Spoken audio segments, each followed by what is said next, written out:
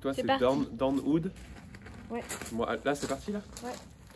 Bonjour à tous. Aujourd'hui on vous propose un double test Agloff avec la veste Lim Alpha Hood pour moi et la Lim Downwood Woman pour moi. Vas-y. Donc pour moi en fait on est sur une doudoune ultra light. Bien sûr Lim veut dire less is more than ever before. Donc ce qui veut dire vraiment une légèreté incomparable. Donc c'est sûr qu'on dirait que c'est une doudoune ultra légère, fine, un peu pour la mi-saison. Mais en fait c'est vraiment une doudoune qui est assez chaude. Bien sûr pour des activités quand même assez... assez active hein, du coup sur de la randonnée, donc c'est pour des températures plutôt fraîches de 0 à 5 degrés si vous marchez. Si vous êtes plutôt inactif, vous la garderez plutôt sur des températures aux alentours de 10 degrés, voilà. Mais elle se porte assez bien pour de la rando hivernale, on peut dire, en tant que troisième couche. Elle a un traitement déperlant, donc moi je ne l'ai pas utilisé en cas de pluie, j'ai pas eu cette chance ou cette malchance. Mais après voilà, c'est toujours intéressant quand même, par exemple si vous la portez en ville, parce que du coup les petits aléas des intempéries, ça peut toujours vous sauver votre doudoune sur le traitement du coup Pertex Quantum. Après bien sûr en rando, il faudra quand même que vous équipiez de la veste impair.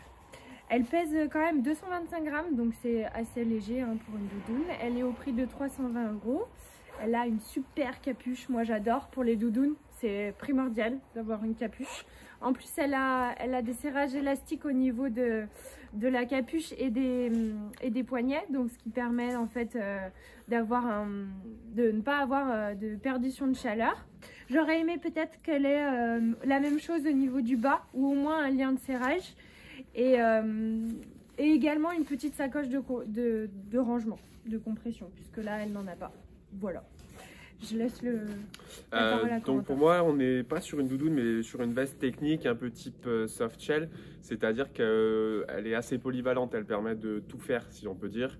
On a un Gore-Tex Infinium Windstopper, donc effet coupe-vent très fort. En plus de ça, déperlant, donc pour les fines pluies, pour les petites chutes de neige, ça va aller. Par contre, c'est pas imperméable à 100%. C'est un peu le souci des soft shell toujours.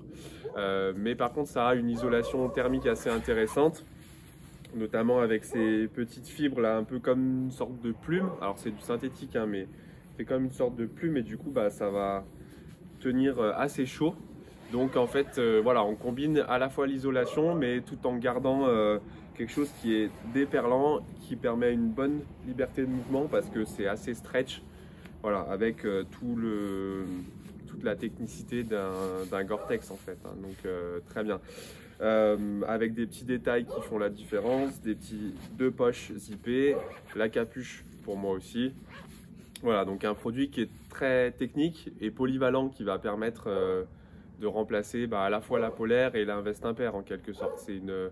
En un vêtement, vous avez deux couches sur le système des trois couches. Le tarif est de 300 € par contre, hein, c'est cher ce genre de veste, mais la qualité est quand même au rendez-vous. Voilà, pour tous les détails, c'est dans notre article que vous allez pouvoir les lire. À bientôt. Salut. Oui.